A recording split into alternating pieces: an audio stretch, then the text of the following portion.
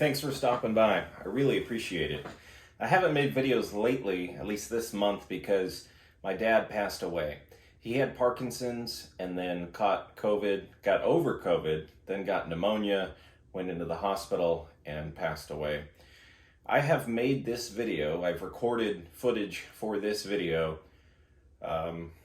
probably 10 times. I might have 15 hours total that I haven't used, or at least different videos rather, about different products, because companies have sent me products lately.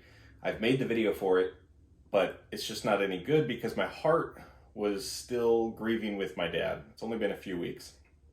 I went to his memorial. It was great. He would want me to keep pressing forward, to do the best job that I can, to continue with my passion, and ultimately not be weighed down by his death. Death is natural. We talked about heaven and his belief in Jesus, so I am so grateful he's not suffering anymore. I'm super bummed that he's not here with us, but you know, he was my hero, my best friend. I loved my dad. We did everything together, you know, camping, football, baseball, basketball, soccer, karate, snowboarding. He took me snowboarding. Every single game that I ever had, he made it to. He taught a college course for graphic design that I attended. I helped him with his graphic design business and photography.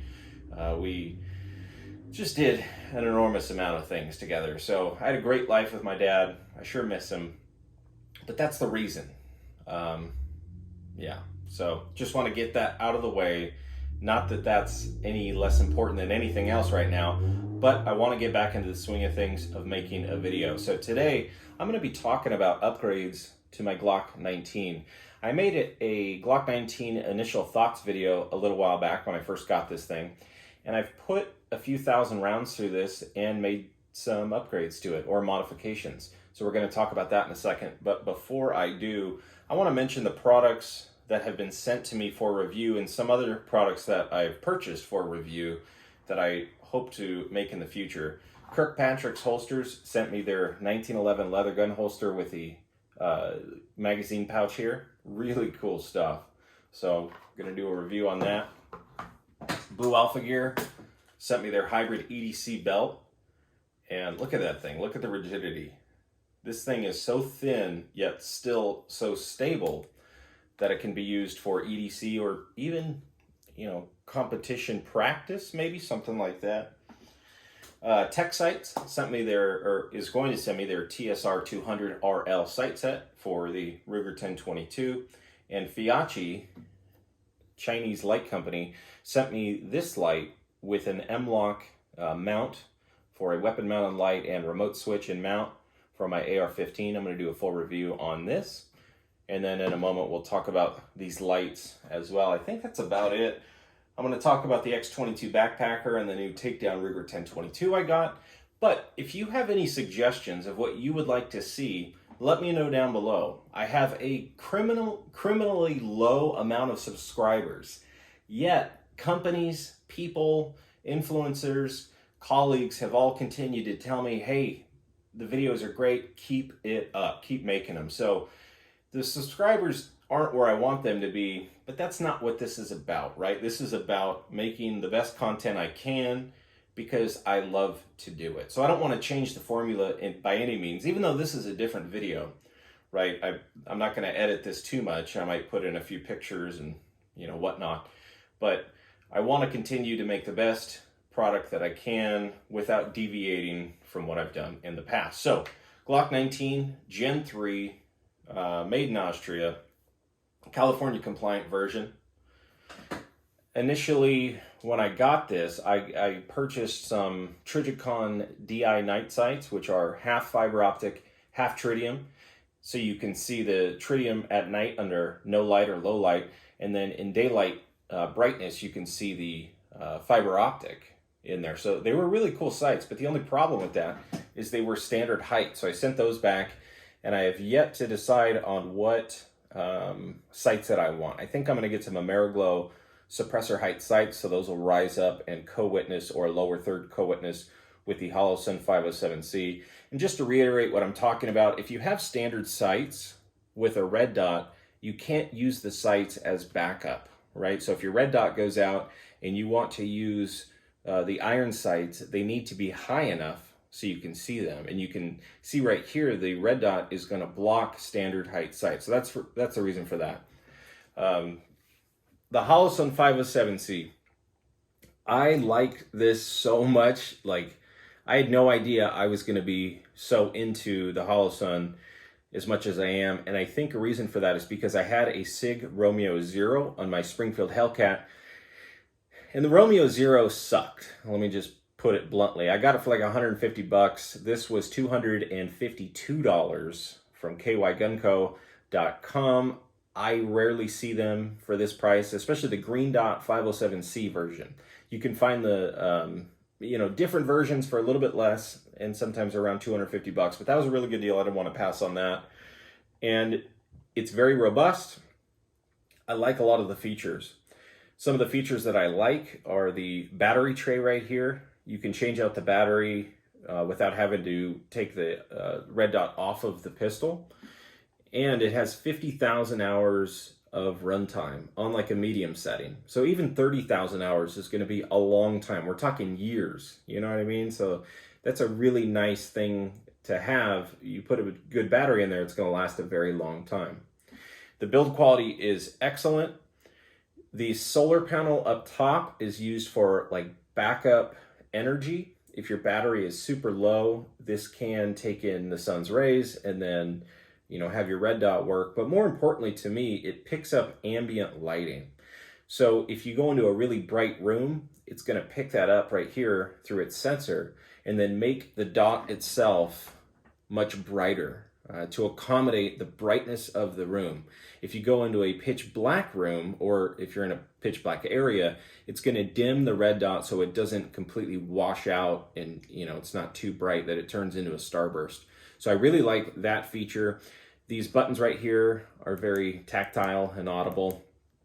And then the reticle itself can change from a single dot to a circle dot with the circle dot and the dot in the middle. So 3 different options there for a reticle. As you can see, I wear glasses, and if I were ever in a position and I didn't have my glasses, I would want that reticle to be the big 32 MOA circle.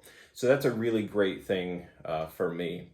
I really can't think of many cons at this point about this optic. Everything seems to work really well. And for the money, there doesn't seem to be much better out there. I have seen Trijicon RMR Type 2s for as low as $350. So if you want something tried and true, proven by the military, that might be a better way to go for you. I would stay away from the lower end red dots made by Ada Optics and even the lower end ones by SIG and a few other companies. And the reason for that is because they don't have the quality control that some of these do. Now, Swamp Fox makes a good red dot. Burris makes a good red dot. Vortex makes, an okay red dot for pistols. But when it comes to a dedicated pistol or carbine red dot, or used one at a 45-degree camp on an AR-15, Holosun has just led the market in many different features. And by doing so, they've gathered a big following. These are made in China.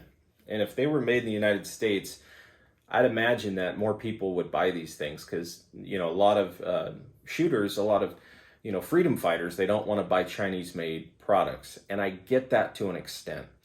One reason why I'm okay with certain Chinese-made products is because if it's superior to U.S. competition and it's cost less. The Trijicon RMR doesn't have this ambient light sensor that I know of. The battery, you have to take off the Trijicon before putting that battery in there. The Trijicon doesn't have multiple reticle systems. And correct me if I'm wrong. If I were given one or the other, I'm not sure I might even take the Trijicon, but in my experience and my research, I have used an RMR. The tint was a bit off to me. This is easier to look through, but maybe it's because I've gotten used to it. So anyway, Trijicon's great, right? That is the gold standard. That's the flagship red dot.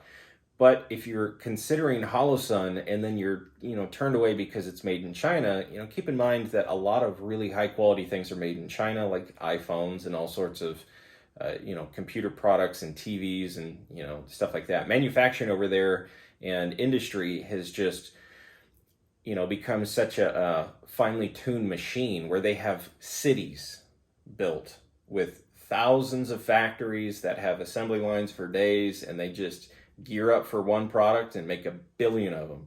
And, you know, the quality seems to be really great with some stuff and then really crappy with other stuff. And that's what you're going to find all over the world. You know, some parts are going to make really, you know, things really great, and other things are not going to be great. Another example of a great Chinese made product are these, well, these lights here. And this little guy is 2,800 lumens. This is 4,300 lumens. Now these are true lumens because these are high quality enthusiast flashlights. And I'm gonna make a video on these pretty soon. You can light a fire with this guy. Really, really cool stuff. And like I said, these are made in China, and there's nothing made anywhere in the world that's nearly as good as this for the price point and what you get out of it. You might think Surefire and Streamlight have something on the market, but it's not like this. Their design is a bit more antiquated and used for, I would say, tactical situations. You know, they make them with, they're just a bit more robust in a different way. It's just a different type of thing. So anyway, Olight, same thing with Olight. This was 80 bucks. It's an 800 lumen weapon mounted light, has a green laser, and then this rail here. Now, some people aren't a fan of the rail. It does use a set screw. For the first time, the Olight minis did not use the set screw before. So once you get the rail into place, you turn those set screws and it locks down, and that's when you mount it. This is the limited edition blue version. I think they made just like a few hundred of these. So this is the Balder S, like I said, 800 lumen weapon mounted light with a green dot. Now, I don't really recommend using a dot for aiming. It shouldn't be your primary source of aiming. I recommend using your sights. But if you're ever in a position where you can't get the sights up to your standard position, for whatever reason, if you got a gun down low, or if your arm's stuck or something like that, you can turn on the dot and locate it, or locate where your shot's going to go without having to have those sights up to your eyes. So that's one good thing. Yeah, so that's the Olight. I really like this Olight so far. It seems to have held zero for the green dot, and I've put around 800 to 1,200 rounds through the Olight without any failures of any kind. I like how it charges magnetically on the bottom. You know, I put this into my holster, and then I can slip the magnetic charging cable right here, and it charges that way. And I prefer that as opposed to you know, lights that take or external batteries, because it makes it a little more bulky, and I'm used to recharging things. You know, I recharge all of these batteries that are in here, and I put them back in the light, and that's a nice feature. But for 80 bucks, I think this is a good way to go. So on to the frame modifications. I took, my gunsmith took some material off here where the undercut is, because I was getting a pretty nasty Glock knuckle right here. And then he undercut the trigger guard from my relief hand. And then also, boy, I forgot how to hold a gun for a second. And then also, you know, finger delete. He took off the finger grooves because I got fat hands. So when I, you know, put my meaty paws on this thing, my hands just my fingers squished together. So this feels perfect for me. I really like that. If you haven't seen my video on the Timney Alpha trigger, I have a video on this. I really like this trigger. It is something that I would say is the biggest change to this entire gun. If I were to keep one thing, it would probably be the trigger. It's really nice, especially compared to the Glock, the stock Glock trigger. Solid, audible reset, consistent trigger pull, crisp 4 pounds. it is closer to a 1911 trigger than the OEM Glock trigger. And that's huge. You know, a lot of people go to 1911 or they like 1911, or even if you hate 1911, you know that the trigger is great. It's one of the things that they're known for. So for Timney to pull out this product and make it work in a Glock is really impressive, very impressive. It's really easy to install. You don't really need too much knowledge or custom fitting or anything like that.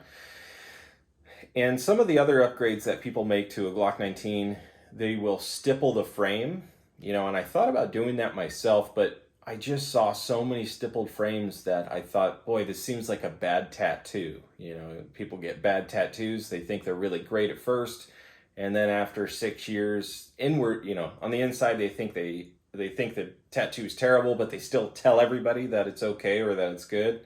And then like another 10 years goes by and they finally admit that it's crap. I think that happens with stippled Glocks, at least at home with a wood burner, your first or second time. Now, if I had 10 frames to practice on, I might get somewhere that I'd like it. But after I shot the thing enough, I realized I didn't need any more grip. I didn't need the grip to change whatsoever. And I think that's the biggest takeaway when it comes to doing any modification or upgrade to your gun is, are you making this upgrade to benefit you in some way? And are you weighing out the options of pros and cons? What I mean by that is the Olight Balder S is a non-permanent modification, right? Whereas the Holosun, the cut in the slide is a permanent modification. I cannot take this Holosun off and then return to a stock slide. This has been cut for the red dot. Unlike the Balder S weapon mounted light, when I take this off, it goes right back to stock because, of course, there's nothing permanently modified within the gun. The same goes for the trigger. However, the same does not go for the finger grooves undercut right here. And this might seem really obvious, right? But I think a lot of people make permanent changes to their gun without knowing the pros and cons and without seeing what they want to do. And a lot of times they think it's going to add value to your gun, when in fact, 90% of the time it devalues the gun. Even if you paid money to get stuff done, you're never going to get that money back in modification unless you find somebody that just loves everything you did and, you know, you could sell it. But typically on the open market, if you go and hack finger grooves off and you stipple it yourself, that's going to devalue the gun because it's no longer the stock Glock that the new owner gets the opportunity to change however they want or not change however they want. So keep that in mind whenever you're going to do modifications. Another thing to consider is a lot of people think modifications are a complete waste of money and time, and especially things like a different guide rod. The Glock has a plastic guide rod, and at first this was not something I was okay with because I've never had a plastic guide rod. I thought I'd change that out just because it's plastic. But then I got to thinking, why? Why would I be changing it out? You know, just because I feel like I need to? Well, I needed to learn a little bit more. So before making that modification, I needed to really do some research and find out, is this a good use of my money? And I found out that it's not, because the stock Glock guide rod, be it polymer, plastic, and have this, flex in it, the engineers over at Glock know a hell of a lot more than I do when it comes to reliability, durability, longevity. I think this will work out fine. When I need to change out the spring, I'll change out that guide rod to a plastic one again, probably because it's most cost effective. Things like an extended takedown lever, if that's something you feel you need, by all means get something like that. But again, this is something I thought I needed, and all I needed to really do was just practice a tiny bit, just kind of do it over and over again, and then I can get the slide off, no problem. So another tip is, before you go make a modification after a problem you've encountered once or twice, go try it 3, 4, 5, 6 times before making that permanent modification, especially. When it comes to a temporary modification, keep the old parts. If you change out the trigger, if you get different magazines, if you get different sights, keep those old parts. When you sell the gun, especially if you're going to sell it to a dealer or if you're going to sell it to a gun shop, something like that, it's good to have those extra parts on hand. It adds value to the consignment, or if you're going to sell it to them directly. Oftentimes when you're selling private party, people don't really care about some of those things, but they always care about everything they're getting when they make a purchase. And what I mean by that is if you ask them, hey, do you want the stock sights? They're most likely going to say, yeah, I'll take them. They want everything they can get with the gun, so it's good to have all that stuff. If you change anything out, keep the original parts. What else? An aftermarket barrel with aftermarket, I've seen a lot of gold barrels out there, red barrels, chrome barrels with different cuts in there, porting in the slide here. Really cool design, Cerakote, camo, you name it. People have done it to their guns, and especially Glocks. That kind of thing is going to be completely aesthetic. It's used for looks and looks alone. So if that's something you want to do and you want to put money towards, keep in mind that a new barrel is really not going to add a lot of accuracy unless your barrel is garbage for accuracy. And the best way to test this is to put it in the hands of somebody that can immediately know if it's going to be, if it's accurate or not. And if you don't know if it's accurate or not, you're probably not the person to find, or you're not the person to assess it in the first place. Because if you have enough experience, you're gonna know. And I have a hard time knowing because I'm not the best shot. I'm okay from time to time. I'm getting better, but I am certainly no competition marksman. The slide, same thing, Cerakote, nitride. A lot of guys are talking about refinishing their slides with a nitride or something like that. From Glock, I can tell you this has been an amazing finish. The finish is coming off of the O-Light before it's coming off the slide as I put this in and out of my Works M6 holster every day. So another pull of the trigger. I really like the Glock 19. I had a Springfield XD for about a year and a half. I put a few thousand rounds through it, and I think the frame was too big for the gun. It had, like a 4-inch barrel, and to me, the frame was just a bit too big. The slide was a bit too big. It just seemed a bit wonky. And I do know it's the HS 2000, I think. Yeah, I think that's what it is. From, I forget what country, like the Czech Republic, or I forget. Anyway, let me know down below. So yeah, they brought that gun over. Springfield imported it, put their name on it, charged a little bit more money, but you can find them for as low as like $300, $350 from time to time. The Defender series that comes in a cardboard box and one magazine, and I think that's a great deal. Comparing that to a Glock 19 that could be $550, to the brand new shooter, they might like the Springfield. I certainly did when I first got it, but then as I further got into guns and understood some of the smaller details, I can really appreciate the Glock 19. I had a Springfield Hellcat and a SIG 365. Both of those are great guns. However, for me, they're not necessary because this is small enough in the right holster with the right setup. And, I'm very, very happy with this gun. And like I said, as far as any further upgrades go, I think the only thing I want to do is get those taller suppressor height sights. I'll probably keep the barrel, keep the slide. I'll keep all the pins, the takedown tool. I'll keep the magazine release the way it is. I'm not going to add a magazine well or anything like that. And stock springs. I'm a big believer in stock springs because when you get changing up a bunch of different springs, things can go wrong. And if they do, it's kind of hard to diagnose what spring is an issue if you're changing out 5 or 6 of them, or maybe 3 or 4. So I recommend changing one out at a time unless you're very confident in the springs that you're using. It's just me being overly cautious. And this is for home defense. If you've got a gun that you're using at the range or competition, change out the springs, whatever, it doesn't matter. But if you need your gun to go bang every single time, I recommend not messing with the internals too much. Yes, I did put a different trigger in here, but I'm confident this will go bang every time, as it has for me. And I've also done a drop test on it because I did hear some people saying that they heard on the internet, and the internet's always true, as we always know, that if this drops, and hits the ground, it can fire the round that's in the chamber. And what I did is I, racked the handle, or racked the slide, excuse me, and then dropped the gun onto carpet at about 3 feet. I dropped it maybe a dozen times, and it never engaged the trigger, not once. So that was just 12 times. I don't think Timney would let that big of a thing pass by without fixing it, so I don't think that's an issue. And if you have any further suggestions with the Glock 19, let me know. What have you done to your Glock 19?